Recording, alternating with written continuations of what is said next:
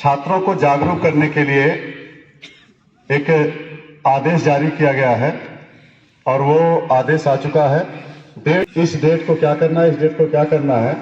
तो आज उस कड़ी में सड़क सुरक्षा के प्रति आपको सचेत कैसे रहना है, क्या सावधानी बरतनी है, इससे संबंधित और एक सड़क सुरक्षा पर शपथ नहीं लेंगे। थोड़ा सा समय लेंगे कि बच्चों, जीवन बहुत अनमोल है। आपके माँ बाप ने पाल पोस करके इतना बड़ा कर दिया है।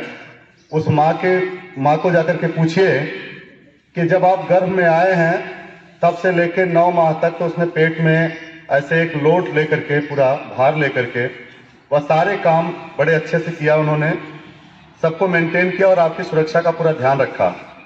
इसके बाद आपका जन्म हुआ तब से लगा करके आज तक उसने कठिन श्रम किया और अपने सुखों का त्याग किया, तब जाकर के आप इतने बड़े हुए हैं। अब हमारी जो गलती है वो छोटी सी गलती ये है कि हम लापरवाही करके हम जब साधन का प्रयोग करते हैं, देखिए बाइक हो या कार हो, पर ये साधन मात्र हैं। आप एक स्थान से दूसरे स्थान पर कम समय में पहुंचने का एक साधन यूज कर सकते हैं, तो उसको साधन ही समझिए, हवाई जहाज मत समझिए। उसकी एक स्पीड है, आप 40, 45, 50 की स्पीड, 55 की स्पीड, हाईवे है तो 60 की स्पीड, लेकिन उस पर भी ध्यान रखना है। मैंने आपको पिछले भी वक्तव्य में बताया था कि जब हाईवे पे चलते हैं तो एक व्हाइट पट्टी बनी हुई है बाइक वालों के लिए, और जबकि ये सड़क जितने भी बनाए गए हैं इन पर बाइक वालों के लिए जगह नहीं दिया गया है, एक छोटा सा एरिया दिया गया है, जबकि रोड टैक्स के नाम पर पूरा उनसे पैसा लिया जाता है। जो आपके लेन बने हुए हैं, 1 लेन 2 लेन बने हुए हैं, उस पर बाइक चलने के लिए अनुमति नहीं है। आप बाइक लेकर के अगर वहां जाते हैं तो अपने जान को जोखिम में डालते हैं। अपने अभिभावकों को इस संदेश को बता दीजिएगा कि जो लेन बने हुए हैं ये बड़े वाहन के लिए हैं, कार के लिए अलग लेन है, बड़े वाहन यानी ट्रक आदि के लिए अलग लेन है। तो बाइक के लिए कोई लेन नहीं बनी, एक छोटी सी पट्टी टाइप की बनी है, व्हाइट पट्टी जो टूटी फूटी है, बहुत सावधानी से उस पट्टी के किनारे चलना है। अब रही बात पैदल और जो साइकिल वाले हैं, इनके लिए तो हाईवे पे जगह ही नहीं दिया गया है। आप ये देखिए कि कितनी बड़ी विडंबना है कि इतना सब कुछ होने के बाद सड़क पर चलने के लिए फुटपाथ नहीं है कि जो पैदल यात्री सही से सुरक्षित होकर चल सकें। तो ऐसे में आपको अपना ध्यान स्वयं रखना है कि जैसे हमारे बच्चे साइकिल के द्वारा गांव से, बहुत दूर दूर के गांव से आते हैं विद्यालय तक। अब आपकी अपनी नैतिक जिम्मेदारी है। मैंने आपके माता पिता का ध्यान रखने के लिए कहा है ना कि आपका ध्यान कितने प्यार से रखा है, तो आपकी नैतिक जिम्मेदारी है कि उसको ऐसे जाया नहीं जाने देना लापरवाही में। आप जब चल रहे हो सड़क पर तो ऐसे लाइन लगा के आप सड़क पर नहीं चलेंगे। आप पक्की सड़क को छोड़ करके कच्चे के रास्ते पर, ये आपका दायित्व है, साइकिल वाले हों या पैदल वाले, आप कच्चे मार्ग पर चलेंगे, काली सड़क पर नहीं चलेंगे जो हाईवे है। जो गांव में सड़क जाते हैं, आप अगर उस पर चल रहे हैं तो आप ध्यान रखिए। गांव में भी हादसा हुआ, तभी पिछले 2-3 साल पहले एक छात्र का हमारे यहाँ एक्सीडेंट हुआ था हैड़ा में, और उसमें एक्सीडेंट में वो छात्र मारा गया। अब आप सोचिए कि उस गांव वाले मार्ग पर भी एक्सीडेंट हुआ और वो मारा गया। अब कुछ बच्चे ये सोचते हैं कि हमारा घर तो नजदीक में है, हम क्यों हेलमेट लगाएं। उनके गार्जियन भी सोचते हैं क्यों हेलमेट लगा के चलें। कुछ मार्केट में ऐसे लोग हैं जो ये कहते हैं कि डर गए क्या सर फाइन से, हम भी हेलमेट लगा के जाते थे मार्केट में, तो ये कहते थे कि सर फाइन से डर रहे हैं क्या। तो ये सबसे बड़ी जो बात है, मैं आपको बता दूं, ये फाइन से डरने के लिए नहीं है। जब भी हादसे हुए हैं और आमने सामने की भिड़ंत हुई थी कार से, तो उसका हेलमेट, जो व्यक्ति उछला था काफी ऊपर तक उछला और वह जाकर के पेड़ के टहनी में उसका सिर लगा था। हेलमेट था जिसकी वजह से उसकी जान बची। एक सरिया लदा हुआ, देखिए कितनी बड़ी लापरवाही। हमारे देश में कोई कानून इस तरह का नहीं है कि बहुत कठोर कानून अगर लागू कर दिया जाए तो सब चेचे करने लगेंगे कि इतना कठोर कानून क्यों लगाया गया है। सरिया लाद करके रोड पर खड़ा कर दिया पिकअप, और उसमें सरिया ऐसे निकले हुए हैं। आप लोग आए दिन देखते रहते हैं, रोड पर ऐसे खड़े रहते हैं ना, तो उसमें कोई इस तरह का सिंबल लगाया हुआ है कि बचने का।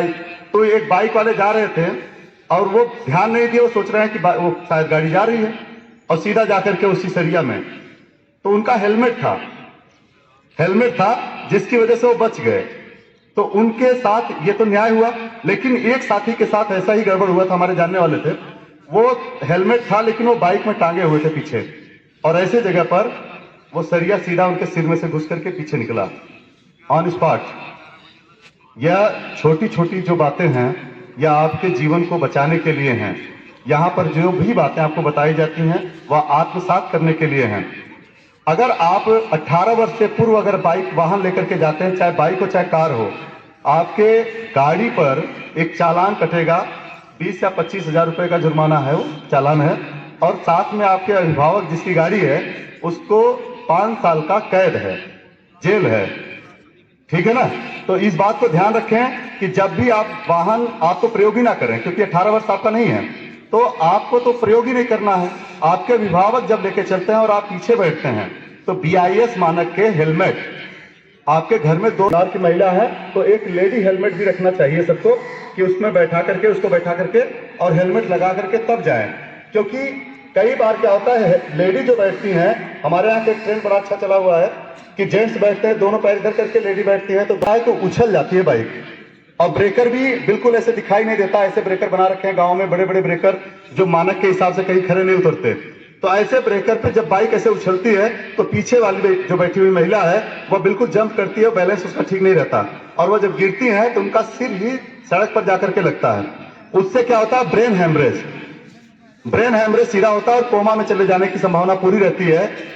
गिरा हुआ व्यक्ति, हमारे यहाँ के एक शिक्षक हैं, बड़ौत में है कार्यरत, अपनी पत्नी को लेके गए थे लॉकडाउन में गांव में, और वो ले जाकर के किसी की तबीयत खराब थी, पता लेने के लिए अपनी वाइफ को बैठा के लेके जा रहे थे, और ऐसा ब्रेकर था, उस ब्रेकर पे जंप किए और उनकी वाइफ गिरी है, और गिरने के बाद वहीं ऑन स्पॉट वो बेहोश हुई और फिर उठी नहीं, यानी मृत्यु को प्राप्त हुई। तो ऐसे खतरनाक जो एक तो बनाए गए ब्रेकर हैं वो ऐसे नहीं बनाना है। आप लोग गांव के हैं, इस बात का विशेष ध्यान रखें।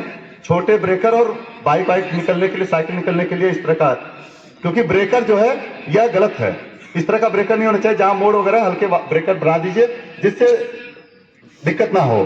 तो इस चीज का भी ध्यान रखना है। जब भी आप सड़क पर चलें बाएं हाथ से चलें। कहां से चलना है? बाएं हाथ। बाएं हाथ कौन सा, जरा खड़े करिए, देखिए आप, ये है बायां हाथ, जिसको आप खब्बा हाथ कहते हैं, उल्टा हाथ खब्बा हाथ, और दाहिना हाथ आपका ये है। ठीक है? अब आपको रोड पार करना है बेटे। रोड पार करने के लिए कट बने हुए हैं हाईवे पर, ये जैसे गेट के सामने कट है, तो देखें कि इधर से कोई वाहन तो नहीं आ रहा है। हो सकता है कोई उल्टा वाहन लेकर के इधर से भी आ रहा है, क्योंकि पुल निर्माण चल रहा है और बहुत स्पीड से ये लोग निकलते हैं। तो वहां पर खड़े होकर के दोनों तरफ देखना है, और दोनों तरफ देख करके फिर आप सीधे जाइएगा, पार कीजिए, और पार करके मतलब बीच में खड़े होइए। हाँ, दोनों ऐसे डिवाइडर के बीच में एक गैप बना हुआ है। अगर इधर से वाहन आ रहा है तो आप वहां पर खड़े होकर के वेट कीजिए, जब रास्ता खाली हो तब उस रास्ते को पार कीजिए, सड़क को, और पार करके फिर बाएं हाथ की तरफ से अपने गंतव्य स्थल पर जाइए। तो यह एक सड़क पर अगर पार करके चलेंगे, और अपनी बहनों को भी समझा दीजिए। सभी बच्चों के गांव के घर की बहनें आती हैं स्कूल में पढ़ने, वो बहनें करती क्या है कि लाइन ऐसे लगा के चलती हैं, ऐसे लाइन लगा के बात करते हुए निकलती हैं। देखा होगा आप लोगों ने भी। उनको समझा दीजिए कि जीवन बहुत अनमोल है। अगर उस हादसे की शिकार हो गई तो बहुत एक कहर गुजर जाता है पूरे परिवार पर, और दुखों आपदा आ जाती है, और पैसे का बहुत संकट खड़ा हो जाता है। उसमें इतना पैसा कहां से आएगा कि दे जाके हॉस्पिटल में इस तरह की चीजें कराएं। तो ये सब चीजें गलत है।